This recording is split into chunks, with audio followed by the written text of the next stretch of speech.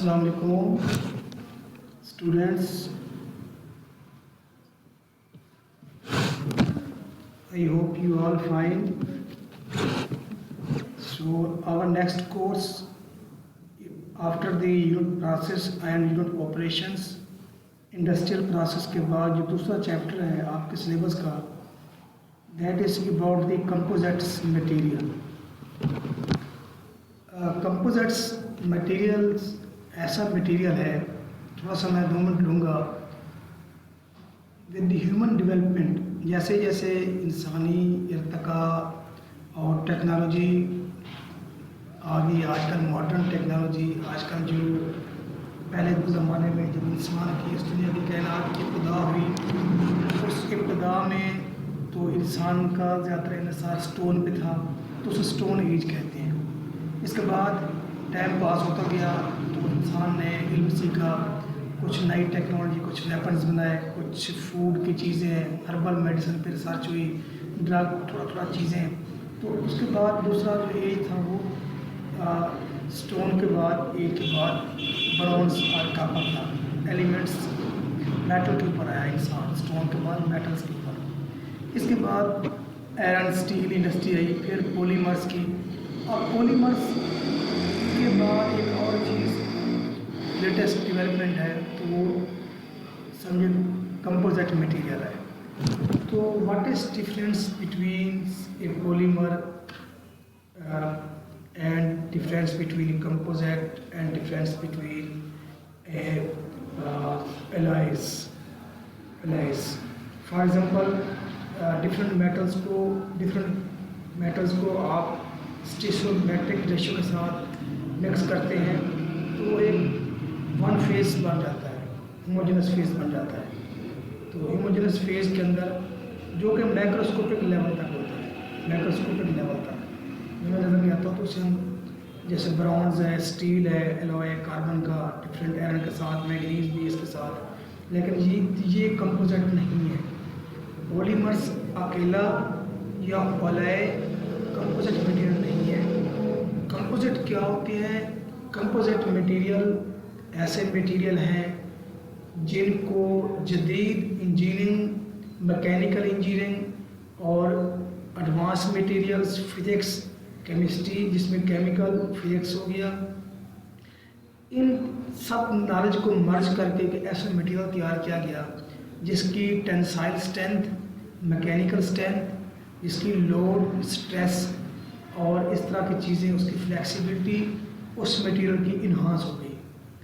For example देखें, आज पहले ज़माने में आयरन स्टील थी, आयरन स्टील से आजकल जो लेटेस्ट है एल्यूमिनियम या कार्बन फाइबर्स हैं, इसी तरह आयरन कार्बन एलॉय है, इसी तरह उसका कंपोजिट मटेरियल है, वो उससे लेटेस्ट है. तो नई टेक्नोलॉजी से ये जो कंपोजिट होते हैं, इनसे जो मटेरियल की जो स्ट्रेंथ है, उसकी स्ट्रेस या लोड ज़्यादा बेयर करता है. आप कल देखें एयर शटल्स हैं, मुख्तलिफ स्पेस शटल हैं और एरोप्लेन्स हैं, फाइटर जेट्स हैं. देखिए उनका जो वेट है बड़ा लाइट है और उसकी रेजिस्टेंस, एयर रेजिस्टेंस, उसकी मैकेनिकल शॉक प्रूफ और टेम्परेचर हीट रेजिस्टेंस मटेरियल, उसकी जो क्वालिटी है वो इन्हांस की है. तो ऐसे मटेरियल जो है उनकी डिमांड थी with the development of the technology और एज के साथ इसकी डिमांड को तो इसे कहते हैं कंपोजिट. अब कंपोजिट मटेरियल में मोस्टली 2 फेज मिले, फेज मटेरियल है.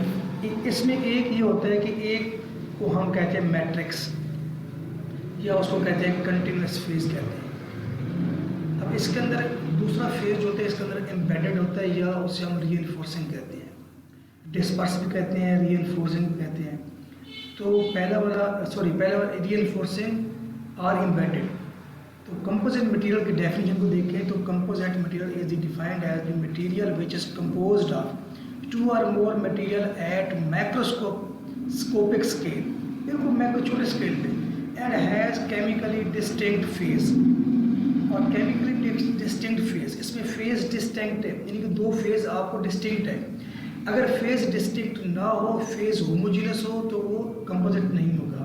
मैंने आपको पहले बताया एलॉय के अंदर ये होता है कि उसका फेस डिस्टिंक्ट नहीं होता, उसमें मेटल को मिक्स करते हैं डिफरेंट को, तो वो मर्ज होकर ना एक फेस बनाती हैं, इसीलिए एलॉय कंपोजिट नहीं है। तो कंपोजिट में फेस का डिस्टिंक्ट होना है। Thus a composite material is heterogeneous, homogeneous नहीं है at macroscopic scale, but statistically homogeneous at macroscopic scale. बड़े स्केल पे हमें नजर आएगा मैक्रोस्कोपिक है, लेकिन माइक्रो पे वो एक डिस्टिंक्ट है। Material which form the composite are called constituents, और उसके कॉन्स्टिट्यूएंट मटेरियल भी कहते हैं, कंपोनेंट्स भी कहते हैं। तो इसमें डिफरेंट प्रॉपर्टीज़ होती हैं, जिसमें दोनों फेज की सेपरेट प्रॉपर्टीज़ है। जब दोनों को मर्ज करते हैं, मिक्स करते हैं, तो इसकी प्रॉपर्टीज़ इनहांस हो जाती है। So the composites is the combination of two or more material with significant properties not sufficient to be called as composite material. In general, the following condition must be satisfied to be a composite material. कौन सी properties हैं जो कि composite material के अंदर पाई जाती हैं? कौन सी condition है? पहली condition, the combination of material should result in significant property changes, यानी कि जो नया बनेगा, दोनों फेज को मिलाने से नया जो बनेगा उसकी प्रॉपर्टी चेंज होनी चाहिए। One can see that significant change when one of the constituent material is in platelets or fibrous form. मैं बाद में दूँगा इसमें पार्टिकल और फाइबर्स क्या होते हैं, ये बाद में आगे डिटेल में हम एक्सप्लेन करेंगे। The contents of the constituents, the contents of the constituents या पार्टिकल या जो अलग उसके फेज है, is generally more than 10% by volume, 10% volume होना चाहिए। तीसरा, in general property of one constituent is much greater, 5 time बड़ी होनी चाहिए than the corresponding property of the other constituents.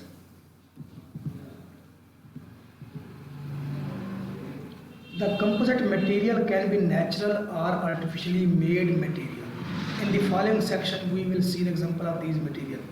Composite natural भी होते हैं, आर्टिफिशियल भी हैं। जैसे कि मैं आपको एक नेचुरली मिसाल दूँ, आप देखें पुराने ज़माने में जो घर बनते थे उसमें हम आजकल भी जो सीमेंट के अलावा, सीमेंट खुद एक समझे बैंडिंग रीइंफोर्सिंग फेज है।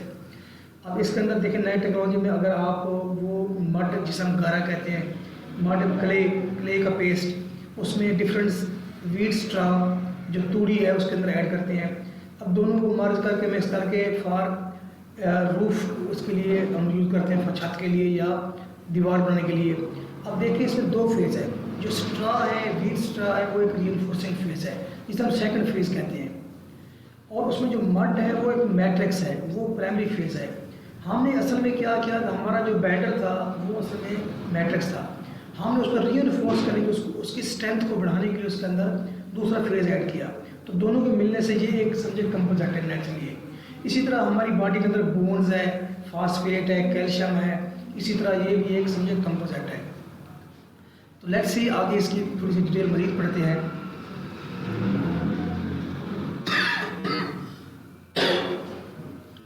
Why we need these material, composite key हमें ज़रूरत क्यों होती है? तो दीज आर देखें लिस्ट ऑफ डिज़ायर प्रॉपर्टीज़, क्योंकि ऐसा मटेरियल जिसके अंदर ये चीज़ें इनहांस होती हैं, वेरी करती हैं। स्ट्रेंथ बढ़ जाती है, स्टिफनेस बढ़ जाती है, टफनेस ज़्यादा होती है, high collision resistance, high wear resistance. इसी तरह केमिकल वेयर का मतलब स्ट्रेस और लोड को वो बर्दाश्त करता है, न्यू मैकेनिकल स्ट्रेंथ उसकी बढ़ जाती है।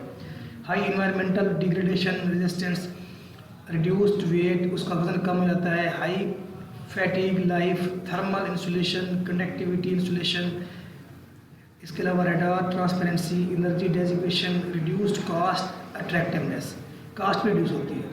The list of desire properties in exhaustive. तो अब ये देखें, अब इसके अंदर 2 चीज़ें हैं, एक प्राइमरी फेज हो गया,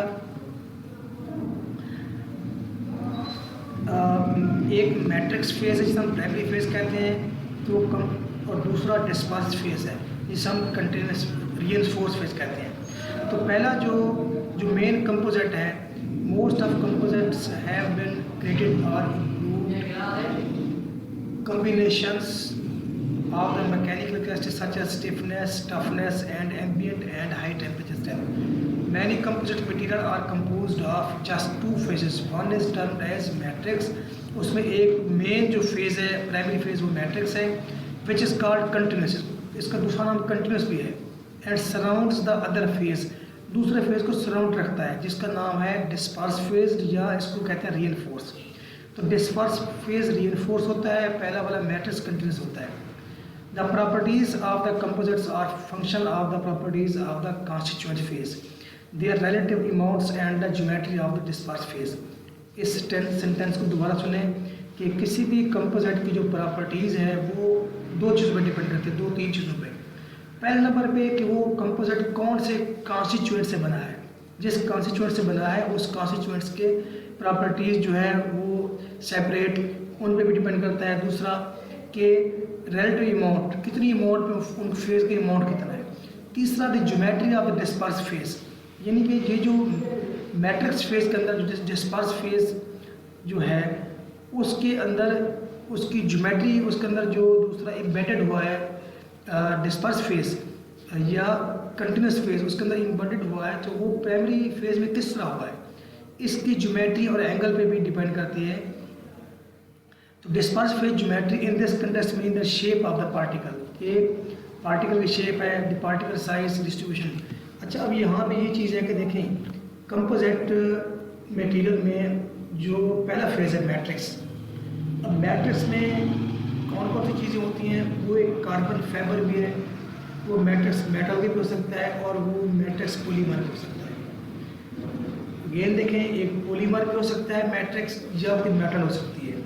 अब दूसरा फेज जो है डिस्पर्स फेज, ये एक पार्टिकल भी है, पार्टिकल जिसमें कार्बन पार्टिकल, कार्बन के फाइबर्स हैं, और बोरान फाइबर है, बोरान फाइबर्स और कार्बन फाइबर। इसी तरह और भी डिफरेंट फाइबर हो सकते हैं। तो पार्टिकल्स और फाइबर डिफरेंट तरह के, लेकिन कंपोजिट्स की टाइप्स देखें, पार्टिकल रीइंफोर्स्ड।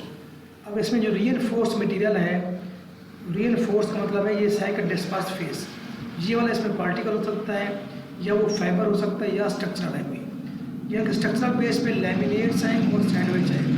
अब पार्टिकल में रीइंफोर्स्ड में फिर लार्ज पार्टिकल है, फिर डायमेंशन स्ट्रेंथ शॉर्ट पार्टिकल है। इसके अलावा फाइबर में फिर कंटिन्यूस फाइबर है, अलाइन है, इन द सेम लाइन में है, या फिर शॉर्ट और डिसकंटिन्यूस है। तो इसी तरह पे कंपोजिट की भी कई टाइप्स हैं, कंपोजिट की टाइप्स डिपेंड करती हैं उसके रीइंफोर्स फेज पे या डिस्पर्स फेज पे, कि फेज कौन सा होगा तो उसकी कौन सी टाइप होगी, या मैट्रिक्स कौन सा है, फार्स का मैट्रिक्स पॉलीमर है, या कोई मेटल है, या कोई सिरेमिक है। इसी तरह तो कंपोजिट की टाइप्स हम बता सकते हैं। पहले लेक्चर में आज ये समझे कंपोजिट मटेरियल क्या होते हैं, कंपोजिट मटेरियल के दो मेन जो कॉन्स्टिट्यूएंट्स हैं, दो फेज़ हैं, उनके क्या नाम है, उनमें वो क्या चीज़ है, उसकी कौन सी टाइप्स है, थोड़ा सा इंट्रो किया और उसकी थोड़ी सी स्क्रीन से बताई कि ये मटेरियल क्यों बनाते हैं, कौन से काम आते हैं। अब नेक्स्ट इसके बाद में थोड़ा थोड़ा अगले लेक्चर में इंशाल्लाह 1 by 1 इसको डिस्क्राइब करेंगे। थैंक यू, अल्लाह हाफिज़।